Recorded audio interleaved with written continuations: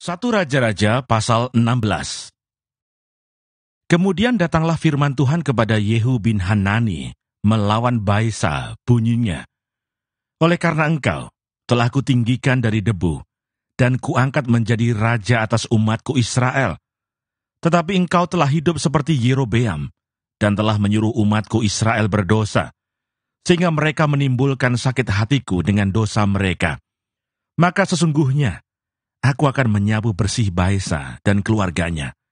Kemudian aku akan membuat keluargamu seperti keluarga Yerobeam bin Nebat. Siapa yang mati daripada Baesa di kota, akan dimakan anjing, dan yang mati daripadanya di padang, akan dimakan burung yang di udara." Selebihnya dari riwayat Baesa dan apa yang dilakukannya dan kepahlawanannya, bukankah semuanya itu tertulis dalam kitab sejarah raja-raja Israel? Kemudian Baesa mendapat perhentian bersama-sama dengan nenek moyangnya, dan ia dikuburkan di Tirsa. Maka Ela, anaknya, menjadi raja menggantikan dia. Juga dengan perantaraan Nabi Yehu bin Hanani, firman Tuhan telah datang melawan Baesa dan melawan keluarganya, baik karena segala yang jahat yang telah dilakukannya di mata Tuhan, sehingga ia menimbulkan sakit hati Tuhan dengan perbuatan tangannya. Dan dengan demikian, menjadi sama seperti keluarga Yerobeam, maupun oleh karena ia telah membunuh Yerobeam. Ela, Raja Israel. Dalam tahun ke-26 zaman Asa, Raja Yehuda, Ela, anak Baesa, menjadi raja atas Israel di Tirsa. Ia memerintah 2 tahun lamanya. Simri pegawainya yang menjadi panglima atas tengah dari pasukan kereta, mengadakan persepakatan melawan dia. Ketika ia minum-minum sampai mabuk di Tirsa, di rumah Arsa yang menjadi kepala istana di Tirsa, datanglah Simri, lalu membunuh dia dalam tahun ke-27 zaman Asa, Raja Yehuda, dan ia menjadi raja menggantikan dia. Pada waktu ia menjadi raja itu, segera sesudah ia duduk di atas tahtanya, ia membunuh seluruh keluarga Baesa. Tidak ada seorang laki-laki pun daripadanya yang ditinggalkannya hidup, juga kaumnya dan teman-temannya. Demikianlah Zimri memunahkan seluruh keluarga Baesa, sesuai dengan firman Tuhan yang diucapkannya kepada Baesa dengan perantaraan Nabi Yehu. Oleh karena segala dosa yang telah dilakukan Baesa dan Ela anaknya, yang mengakibatkan orang Israel berdosa pula, sehingga mereka menimbulkan sakit hati Tuhan, Allah Israel, dengan dewa-dewa kesia-siaan mereka. Selebihnya dari riwayat Ela dan segala yang dilakukannya, bukankah semuanya itu tertulis dalam kitab sejarah raja-raja Israel? Zimri, Raja Israel. Dalam tahun ke-27 zaman Asa, Raja Yehuda, Zimri menjadi raja. Ia memerintah 7 hari lamanya di Tirsa, sedang rakyat berkemah mengepung Gibeton yang termasuk wilayah orang Filistin. Setelah rakyat yang berkemah itu mendengar orang mengatakan, Zimri telah mengadakan persepakatan, dan ia pun telah membunuh raja, maka pada hari itu juga, di tempat perkemahan, seluruh Israel menobatkan Omri, panglima tentara, menjadi raja atas Israel. Kemudian Omri dengan seluruh Israel maju dari Gibeton, dan mereka mengepung Tirsa. Segera sesudah Zimri melihat bahwa kota itu telah direbut, masuklah ia ke dalam puri istana raja, lalu membakar istana raja itu, sedang ia sendiri ada di dalamnya, dan ia mati. Oleh karena dosa-dosa yang telah dilakukannya, dengan melakukan apa yang jahat di mata Tuhan, serta hidup menurut tingkah laku Yerobeam, dan menurut dosa Yerobeam, yang mengakibatkan orang Israel berdosa pula. Selebihnya dari riwayat Zimri dan persepakatan yang diadakannya, bukankah semuanya itu tertulis dalam kitab sejarah raja-raja Israel? Omri, Raja Israel. Pada waktu itu, bangsa Israel terbagi 2.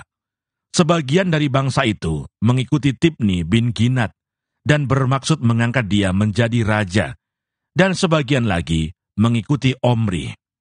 Tetapi rakyat yang mengikuti Omri lebih kuat daripada rakyat yang mengikuti Tibni bin Ginat. Sesudah Tibni mati, maka Omri menjadi raja. Dalam tahun ke-31 zaman Asa, Raja Yehuda, Omri menjadi raja atas Israel, dan ia memerintah 12 tahun lamanya. Di Tirsa, ia memerintah 6 tahun lamanya. Kemudian ia membeli gunung Samaria daripada Semer dengan 2 talenta perak. Ia mendirikan suatu kota di gunung itu, dan menamainya Samaria, menurut nama Semer, pemilik gunung itu. Omri melakukan apa yang jahat di mata Tuhan, dan ia melakukan kejahatan lebih daripada segala orang yang mendahuluinya. Ia hidup menurut segala tingkah laku Yerobeam bin Nebat, dan menurut dosa Yerobeam yang mengakibatkan orang Israel berdosa pula, sehingga mereka menimbulkan sakit hati Tuhan, Allah Israel, dengan dewa-dewa kesia-siaan mereka. Selebihnya dari riwayat Omri, apa yang dilakukannya dan kepahlawanannya, bukankah semuanya itu tertulis dalam kitab sejarah Raja-Raja Israel? Kemudian Omri mendapat perhentian bersama-sama dengan nenek moyangnya, dan ia dikuburkan di Samaria. Maka Ahab anaknya menjadi raja menggantikan dia. Ahab menyembah Baal. Ahab anak Omri menjadi raja atas Israel dalam tahun ke-38 zaman Asa, Raja Yehuda. Dan Ahab bin Omri memerintah 22 tahun lamanya atas Israel di Samaria. Ahab bin Omri melakukan apa yang jahat di mata Tuhan, lebih daripada semua orang yang mendahuluinya. Seakan-akan belum cukup ia hidup dalam dosa-dosa Yerobeam bin Nebat. Maka ia mengambil pula Izabel, anak Ed-Baal, raja orang Sidon, menjadi istrinya, sehingga ia pergi beribadah kepada Baal dan sujud menyembah kepadanya. Kemudian ia membuat mezbah untuk Baal itu di kuil Baal yang didirikannya di Samaria. Sesudah itu, Ahab membuat patung Asyera, dan Ahab melanjutkan bertindak demikian, sehingga ia menimbulkan sakit hati Tuhan, Allah Israel, lebih dari semua raja-raja Israel yang mendahuluinya. Pada zamannya itu, Hiel, orang Betel, membangun kembali Yeriko, dengan membayarkan nyawa Abiram, anaknya yang sulung. Ia meletakkan dasar kota itu, dan dengan membayarkan nyawa Segub, anaknya yang bungsu. Ia memasang pintu gerbangnya, sesuai dengan firman Tuhan yang diucapkannya, dengan perantaraan Yosua bin Nun. 1 Raja-Raja pasal 17. Elia di tepi sungai Kerit. Lalu berkatalah Elia, orang Tisbe, dari Tisbe Gilead kepada Ahab, "Demi Tuhan yang hidup Allah Israel, yang kulayani, sesungguhnya tidak akan ada embun atau hujan pada tahun-tahun ini, kecuali kalau kukatakan." Kemudian datanglah firman Tuhan kepadanya, "Pergilah dari sini, berjalanlah ke timur, dan bersembunyilah di tepi sungai Kerit, di sebelah timur sungai Yordan. Engkau dapat minum dari sungai itu, dan burung-burung gagak telah kuperintahkan untuk memberi makan engkau di sana." Lalu ia pergi dan ia melakukan seperti firman Tuhan. Ia pergi dan diam di tepi sungai Kerit, di sebelah timur sungai Yordan. Pada waktu pagi dan petang, burung-burung gagak membawa roti dan daging kepadanya, dan ia minum dari sungai itu. Elia dan janda di Sarfat. Tetapi sesudah beberapa waktu, sungai itu menjadi kering, sebab hujan tiada turun di negeri itu. Maka datanglah firman Tuhan kepada Elia, "Bersiaplah, pergi ke Sarfat, yang termasuk wilayah Sidon, dan diamlah di sana. Ketahuilah, aku telah memerintahkan seorang janda untuk memberi engkau makan." Sesudah itu ia bersiap, lalu pergi ke Sarfat. Setelah ia sampai ke pintu gerbang kota itu, tampaklah di sana seorang janda sedang mengumpulkan kayu api. Ia berseru kepada perempuan itu, katanya, "Cobalah ambil bagiku sedikit air dalam kendi, supaya aku minum." Ketika perempuan itu pergi mengambilnya, ia berseru lagi, "Cobalah ambil juga bagiku sepotong roti." Perempuan itu menjawab, "Demi Tuhan Allahmu yang hidup, sesungguhnya tidak ada roti padaku sedikit pun, kecuali segenggam tepung dalam tempayan, dan sedikit minyak dalam buli-buli. Dan sekarang aku sedang mengumpulkan 2-3 potong kayu api. Kemudian aku mau pulang dan mengolahnya bagiku dan bagi anakku, dan setelah kami memakannya, maka kami akan mati." Tetapi Elia berkata kepadanya, "Janganlah takut, pulanglah. Buatlah seperti yang kau katakan. Tetapi buatlah lebih dahulu bagiku sepotong roti bundar kecil daripadanya, dan bawalah kepadaku. Kemudian barulah kau buat bagimu dan bagi anakmu. Sebab beginilah firman Tuhan Allah Israel. Tepung dalam tempayan itu tidak akan habis, dan minyak dalam buli-buli itu pun tidak akan berkurang, sampai pada waktu Tuhan memberi hujan ke atas muka bumi." Lalu pergilah perempuan itu dan berbuat seperti yang dikatakan Elia. Maka perempuan itu dan dia, serta anak perempuan itu, mendapat makan beberapa waktu lamanya. Tepung dalam tempayan itu tidak habis, dan minyak dalam buli-buli itu tidak berkurang, seperti firman Tuhan yang diucapkannya dengan perantaraan Elia.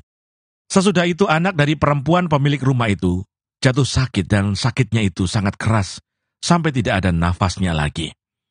Kata perempuan itu kepada Elia, "Apakah maksudmu datang kemari, ya abdi Allah? Singgahkah engkau kepadaku untuk mengingatkan kesalahanku dan untuk menyebabkan anakku mati?" Kata Elia kepadanya, "Berikanlah anakmu itu kepadaku."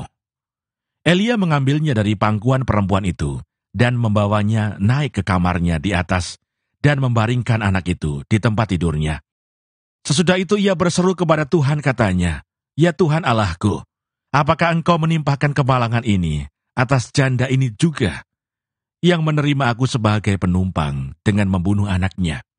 Lalu ia mengunjurkan badannya di atas anak itu 3 kali dan berseru kepada Tuhan, katanya, "Ya Tuhan Allahku, pulangkanlah kiranya nyawa anak ini ke dalam tubuhnya." Tuhan mendengarkan permintaan Elia itu, dan nyawa anak itu pulang ke dalam tubuhnya, sehingga ia hidup kembali.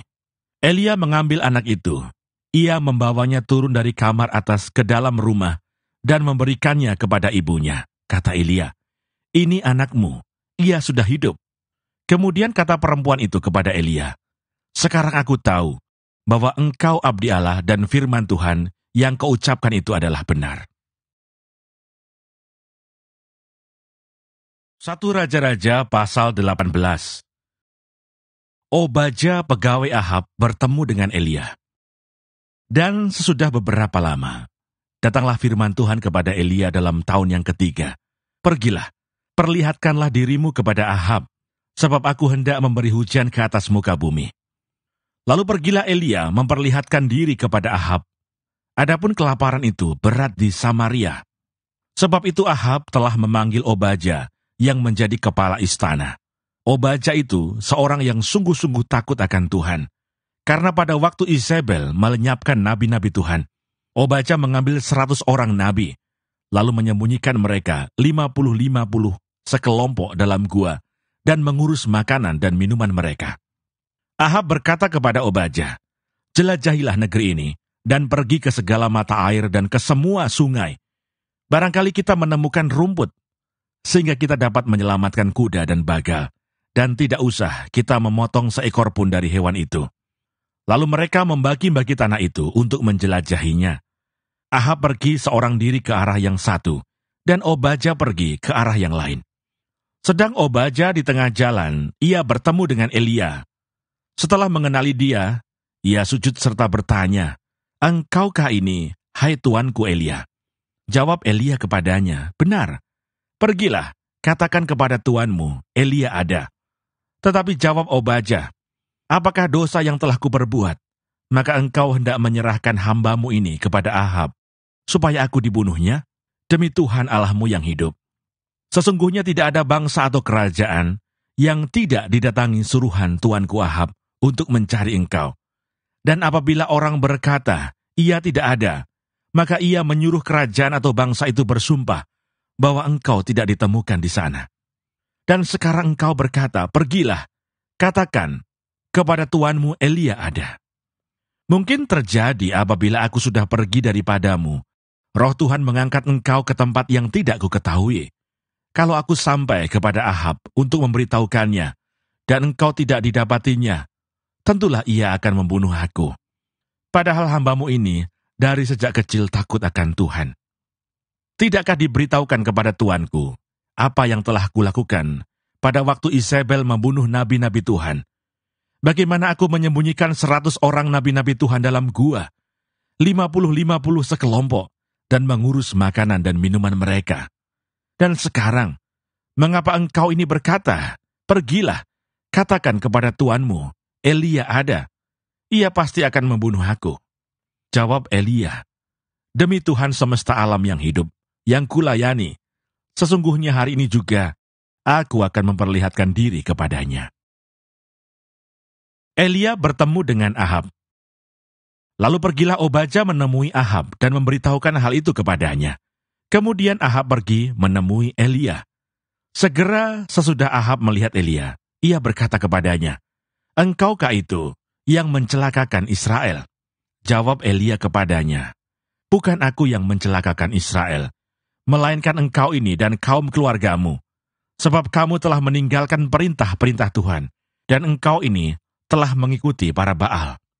Sebab itu suruhlah mengumpulkan seluruh Israel ke Gunung Karmel, juga nabi-nabi Baal yang 450 orang itu, dan nabi-nabi Asyera yang 400 itu, yang mendapat makan dari meja istana Isabel." Elia di Gunung Karmel. Ahab mengirim orang ke seluruh Israel dan mengumpulkan nabi-nabi itu ke Gunung Karmel. Lalu Elia mendekati seluruh rakyat itu dan berkata, "Berapa lama lagi kamu berlaku timpang dan bercabang hati? Kalau Tuhan itu Allah, ikutilah dia, dan kalau Baal, ikutilah dia." Tetapi rakyat itu tidak menjawabnya sepatah kata pun. Lalu Elia berkata kepada rakyat itu, "Hanya aku seorang diri yang tinggal sebagai nabi Tuhan. Padahal nabi-nabi Baal itu ada 450 orang banyaknya. Namun baiklah diberikan kepada kami 2 ekor lembu jantan. Biarlah mereka memilih seekor lembu, memotong-motongnya, menaruhnya ke atas kayu api, tetapi mereka tidak boleh menaruh api. Aku pun akan mengolah lembu yang seekor lagi, meletakkannya ke atas kayu api, dan juga tidak akan menaruh api. Kemudian biarlah kamu memanggil nama Allahmu, dan aku pun akan memanggil nama Tuhan. Maka Allah yang menjawab dengan api, dialah Allah." Seluruh rakyat menyaut katanya, "Baiklah demikian." Kemudian Elia berkata kepada nabi-nabi Baal itu, "Pilihlah seekor lembu dan olahlah itu dahulu, karena kamu ini banyak. Sesudah itu panggillah nama Allahmu, tetapi kamu tidak boleh menaruh api." Mereka mengambil lembu yang diberikan kepada mereka, mengolahnya dan memanggil nama Baal dari pagi sampai tengah hari, katanya, "Ya Baal, jawablah kami." Tetapi tidak ada suara, tidak ada yang menjawab. Sementara itu mereka berjingkat-jingkat di sekeliling mezbah yang dibuat mereka itu. Pada waktu tengah hari, Elia mulai mengejek mereka, katanya, "Panggillah lebih keras, bukankah dia Allah? Mungkin ia merenung, mungkin ada urusannya, mungkin ia bepergian, barangkali ia tidur dan belum terjaga." Maka mereka memanggil lebih keras, serta menoreh-noreh dirinya dengan pedang dan tombak, seperti kebiasaan mereka, sehingga darah bercucuran dari tubuh mereka. Sesudah lewat tengah hari, mereka kerasukan sampai waktu mempersembahkan korban petang, tetapi tidak ada suara, tidak ada yang menjawab, tidak ada tanda perhatian. Kata Elia kepada seluruh rakyat itu, "Datanglah dekat kepadaku." Maka mendekatlah seluruh rakyat itu kepadanya, lalu ia memperbaiki mezbah Tuhan yang telah diruntuhkan itu. Kemudian Elia mengambil 12 batu, menurut jumlah suku keturunan Yakub. Kepada Yakub ini telah datang firman Tuhan, "Engkau akan bernama Israel." Ia mendirikan batu-batu itu menjadi mezbah demi nama Tuhan, dan membuat suatu parit sekeliling mezbah itu, yang dapat memuat 2 sukat benih. Ia menyusun kayu api, memotong lembu itu, dan menaruh potongan-potongannya di atas kayu api itu. Sesudah itu ia berkata, "Penuhilah 4 buyung dengan air, dan tuangkan ke atas korban bakaran, dan ke atas kayu api itu." Kemudian katanya, "Buatlah begitu untuk kedua kalinya." Dan mereka berbuat begitu untuk kedua kalinya. Kemudian katanya, "Buatlah begitu untuk ketiga kalinya." Dan mereka berbuat begitu untuk ketiga kalinya, sehingga air mengalir sekeliling mezbah itu. Bahkan parit itu pun penuh dengan air. Kemudian pada waktu mempersembahkan korban petang, tampillah Nabi Elia dan berkata, "Ya Tuhan Allah Abraham, Ishak dan Israel, pada hari ini biarlah diketahui orang bahwa Engkaulah Allah di tengah-tengah Israel, dan bahwa aku ini hamba-Mu, dan bahwa atas firman-Mu lah aku melakukan segala perkara ini. Jawablah aku, ya Tuhan, jawablah aku, supaya bangsa ini mengetahui bahwa Engkaulah Allah, ya Tuhan, dan Engkaulah yang membuat hati mereka tobat kembali." Lalu turunlah api Tuhan menyambar habis korban bakaran, kayu api, batu, dan tanah itu. Bahkan air yang dalam parit itu habis dijilatnya. Ketika seluruh rakyat melihat kejadian itu, sujudlah mereka serta berkata, "Tuhan, dialah Allah, Tuhan, dialah Allah." Kata Elia kepada mereka, "Tangkaplah nabi-nabi Baal itu. Seorang pun dari mereka tidak boleh luput." Setelah ditangkap, Elia membawa mereka ke sungai Kison dan menyembelih mereka di sana. Kemudian berkatalah Elia kepada Ahab, "Pergilah, makanlah dan minumlah, sebab bunyi derau hujan sudah kedengaran." Lalu Ahab pergi untuk makan dan minum. Tetapi Elia naik ke puncak gunung Karmel. Lalu ia membungkuk ke tanah dengan mukanya di antara kedua lututnya. Setelah itu ia berkata kepada bujangnya, "Naiklah ke atas, lihatlah ke arah laut." Bujang itu naik ke atas. Ia melihat dan berkata, "Tidak ada apa-apa." Kata Elia, "Pergilah sekali lagi." Demikianlah sampai 7 kali. Pada ke-7 kalinya berkatalah bujang itu, "Wah, awan kecil sebesar telapak tangan timbul dari laut." Lalu kata Elia, "Pergilah, katakan kepada Ahab, pasang keretamu dan turunlah, jangan sampai engkau terhalang oleh hujan." Maka dalam sekejap mata langit menjadi kelam oleh awan badai. Lalu turunlah hujan yang lebat. Ahab naik kereta, lalu pergi ke Yisrael. Tetapi kuasa Tuhan berlaku atas Elia. Ia mengikat pinggangnya dan berlari mendahului Ahab sampai ke jalan yang menuju Yisrael.